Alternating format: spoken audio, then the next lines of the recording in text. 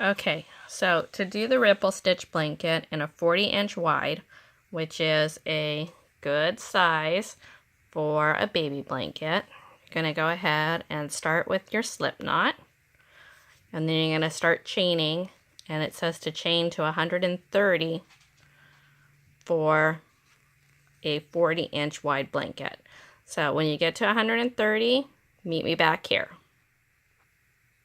Okay, now that we have 130 stitches on here, it says to work a double crochet in the third chain from your hook. So when you look at your work, you're going to have V's on this side and bumps on this side. We're going to work in the bumps because that gives you a nice finished edge on the other side. So we're going to count 1, 2, 3 bumps.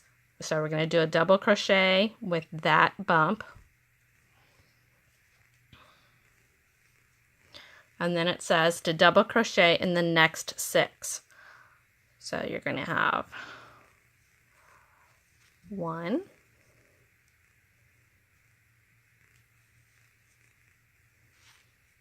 2,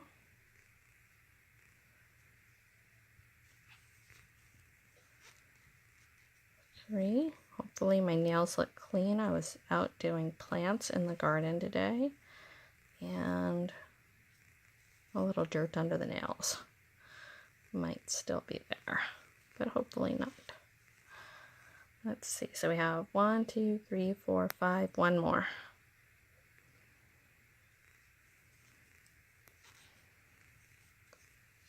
Okay, and then it wants you to work 3 double crochets in the next stitch. 1, 2, 3. So you have 3 in that 1 stitch. Now you're going to work 6 to go back down to create your first peak. 1, 2,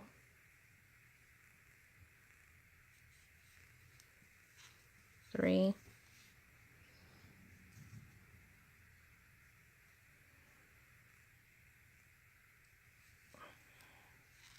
4, 5, 6. Okay, so now you've got your first peak. Now we're going to make our first valley by doing a 3-stitch decrease. So you're going to yarn over and go in the next stitch, yarn over and pull through, yarn over and pull through the first 2 loops on your hook. You're going to yarn over, go into the next stitch, yarn over, pull through the first 2. Yarn over into the 3rd stitch, yarn over, pull through, yarn over, pull through the 2, and then you're going to yarn over and pull through all 4 loops on that hook. Okay, stay on the... Okay, then you're going to go ahead and double crochet in the next 6, and that's going to work back up to your next peak. 1, you're shaking a lot. Okay, can you try to hold it still? 2, I need to get a stand for this. 3, 4, 5, 6, and for your next peak you're going to do 3 double crochets in the next stitch. 1, 2, 3. All right, so that shows you go up, down, up, and this pattern will become more pronounced with more rows that you finish. And continue that pattern all the way across. 6 down, 3 stitch decrease, 6 up, and 3 double crochets in the next peak all the way across, and I'll meet you at the end. Okay, so we're at the very last bit of yarn here. So we're going to go ahead and do one more of our decrease. Yarn over and pull through 2. Yarn over into the next stitch, yarn over, pull through 2, yarn over into the third chain, yarn over, pull through 2, yarn over, pull through all 4. Go ahead and do 6 double crochets to go back up. 1, 2, 3,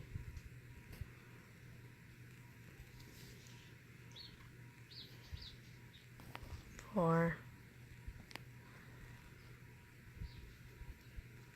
5, 6. The first row is always finicky because you got to work your way into those chain bumps. 3 double crochets in this one.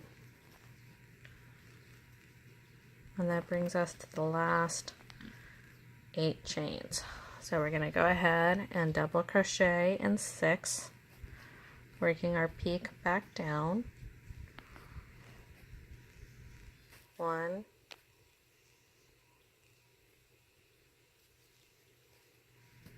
2, 3, 4,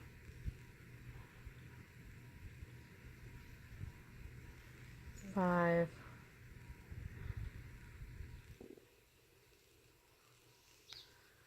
6, and this leaves us with 2 chains. We're going to do a 2-stitch decrease over these and add in our next color. So to do that, we're going to yarn over, insert into the second to last stitch here, yarn over and pull through, yarn over and pull through 2, yarn over into the last stitch, yarn over and pull through, yarn over, pull through 2. Now you're not going to pull through those last 3. You're going to grab your next color. Let's see if I can find where the end is on this one.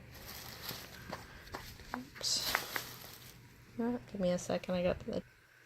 Okay, so here's our next yarn that we're going to use.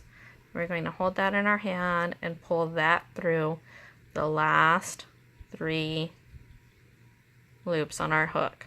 So now we have the new yarn sitting through those 3 loops. I'm going to go ahead and yarn over and chain 2, flip it around. Don't work in the first stitch, work into the second stitch, and you're going to double crochet 7. The beginning of each row is going to start with the chain 2 and then 7 double crochets. 3. This is going to go a bit faster now because we don't have to work into those bumps that are a little bit finicky. 6 and 7. Okay, so now that we have 7 double crochets, we're up to, you can see these are the 3 that were in that last peak. So in the middle stitch is where we're going to double crochet 3 times to maintain that peak that we created with the first row. Then we're going to double crochet 6 to go back down the side. 2, 3, 4, 5, 6, and over the next 3 we're going to do our next 3-stitch decrease. So again, yarn over into the stitch, yarn over, pull through 2, yarn over into the second stitch, yarn over, pull through 2, yarn over into the third stitch, yarn over, pull through, yarn over, pull through 2, ends up with 4 on the hook, pull it through all 4, and then you're going to work 6 double crochets back up to the next peak. You're going to continue that all the way to the end again. 6 up, 3 double crochet in the peak, 6 down, 6 double crochet down, and then you're going to do the 3 stitch decrease again. 2, 3. Okay, so that's getting us started, and I'll meet you back at the end of the row. It'll pucker a little bit sometimes with the first couple of rows, but as you get more yarn on there, it will start laying out a lot flatter. But that's what we have so far. So work your way to the end of the row, and I'll catch up with you there. Okay, so we've worked all the way back to the other end. We're going to go ahead and do the 3 double crochets here. And this time I'm going to show you how to turn the row without adding in a new color. Because sometimes you're going to, want to vary your stripes. It doesn't have to be 1, 1, 1, 1, 1, 1 like that. Sometimes I like to do, say, like 3 of a variegated and then 1 solid to break it up. That kind of stuff. So we're going to go ahead and work to the last 2 stitches on here. So we have our peak with the 3 here, and then 1, 2, 3, 4, 5, 6. So we have our last 2 stitches. So we're going to do our 2 stitch decrease here. And now this time, since we're not adding a new color, we're going to go ahead and yarn over and pull through all 3 of those. Chain 2, flip our work, and work into the second stitch and do 7 double crochets back up. And so you just go ahead and keep going like that, and like say over here where we joined in the new color, you want to go ahead and